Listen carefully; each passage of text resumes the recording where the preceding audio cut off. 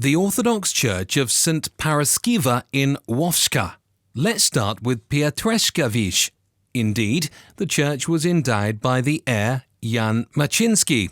Indeed, he provided the funds for the wood, the stone, the burial crypt. He commissioned under the scarcity and the carpenters. He paid for everything.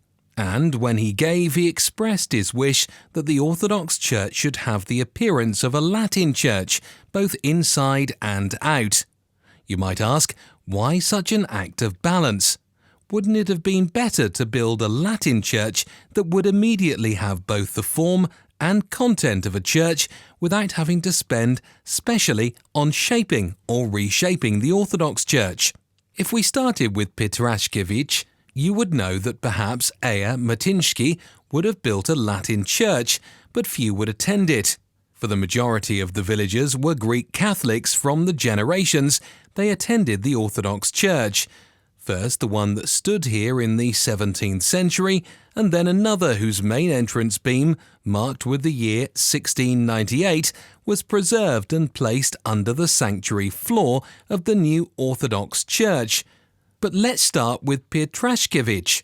Heir Maciński died and was buried in his crypt. He couldn't prevent that in 1899. The parish priest of Łówcza, Utashi Pelech, began the expansion and renovation of the church. A spacious square women's gallery was added to the nave and chancel, where the choir was placed. The nave received a dome with a lantern and an entirely new cross. Shingles were replaced with shiny zinc sheets.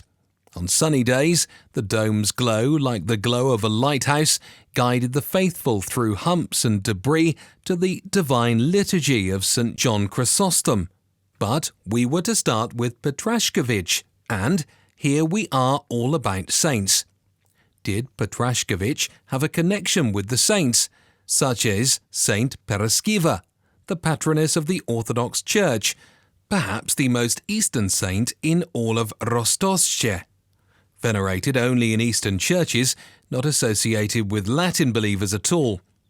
Think about how misplaced she must have felt in the Latinized space of the Orthodox Church, although if we started with Piotreszkiewicz, we would know that everyone on the Polish-Ukrainian border sometimes felt out of place. Like the Chicory traveller, everyone was both familiar and foreign at the same time, and it remains so. We are from a place where the East gets Occidentalized, and the West Orientalizes, where the mixing and tangling of languages, architectural styles and beliefs was, or rather used to be, the order of the day.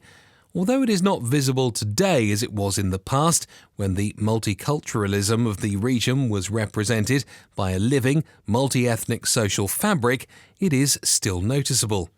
As a side note, according to statistics from 1921, 933 Ukrainians, 393 Poles and 83 Jews lived in Łówcza. But statistics have their truth and life has its own.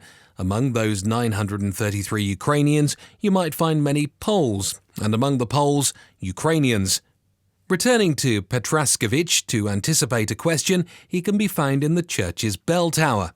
The bell tower is unassuming and simple. One might say it's classical style for the region, although it resonates with the classicist tombstone of Ignacy Tulej from 1842, in the form of an ancient sarcophagus with an inscription carved in Latin Antigua.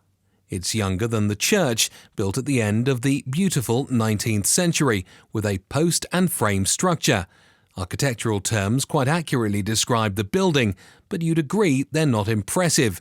They are good for copiers and museum workers, necessary for conservators of monuments, essential for registers. But travellers, wanderers, tourists and casual passers-by need different terms. They need a history they won't forget quickly, which they'll tell in their time and place. Here we return to Piotreszkiewicz, from whom we started, meandering among woods. There's still the tale of the curse of the red coffin, which is hidden under the floor of the catechetical room set up in the church in the second half of the 20th century, above the crypt where heir Maciński is buried. Still, it has not been imprinted as strongly in the substance of the place as Pietraszkiewicz has, who carved his name in Cyrillic on a horizontal beam on the west wall of the bell tower floor. Was he a carpenter? Probably. Did he build the bell tower? Likely. Did he personally carve out his name? Most likely. You might ask, what kind of story is this where there are more questions than answers? It's such a story of the Borderlands, probable, vivid through illegible, fragmentary yet complete, similar to everything and unlike any other. But let's start with Pietraszkiewicz. The Orthodox Church in Łówcza is dated to 1808 and stands on the site of a temple from the late 17th century. The construction was initiated by Jon White, the village's heir, who found his eternal resting place in a crypt under the Orthodox Church. In line with the founder's wishes, the church was given the appearance of a Latin church. Its current form owes to the renovation conducted in 1899. A dome was erected over the nave and a large woman's gallery was added. Remnants from the church's initial history include the elongated chancel and an altar from the first half of the 19th century. A newer decorative element is the iconostasis from the early 20th century. Elements of the church complex include a wooden bell tower and a group of valuable tombstones in the churchyard cemetery. Among them is the classicist monument of Ignacy Duhul, died 1842, one of the successors of the heir Matinsky. Currently, the church is not in use and is under the care of the Roman Catholic parish in Plazov. By the church we find a wooden bell tower from the late 19th century. It was constructed by a carpenter named Pietraszkiewicz, who carved his signature on a beam on the bell tower's floor. The previous one was supposed to stand in alignment with the church, serving as a gateway bell tower. The Orthodox Church has a log structure. It is built of pine wood on oak foundations and a stone underpinning.